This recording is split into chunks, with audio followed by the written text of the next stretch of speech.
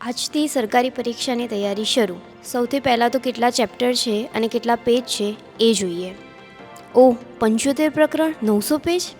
કોઈ વાંધો નહીં, થઈ જશે. હજુ તો છેક એપ્રિલમાં પરીક્ષા છે.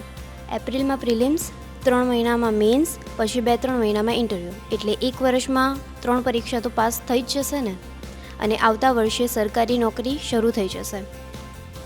અરે, સેલેરી કેટલી છે? ક્લાસ 1-2 અધિકારીની સેલેરી 65,000 થી 75,000. રેન્ક મુજબ મારે તો સારી જ રેન્ક આવશે, એટલે 75,000 લઈને જ ચાલો. પણ હું 75,000 રૂપિયાનું શું કરીશ? પપ્પાને એક મસ્ત ગાડી ગિફ્ટ કરીશ, પછી મમ્મીને મસ્ત સોનાનો નહીં, ના, એક ડાયમંડનો હાર ગિફ્ટ કરીશ. સરકારી અધિકારી છું અને મારા માટે હા, એક કાર તો બનતી હે. પછી લગ્ન પણ કરવા જોઈશે ને.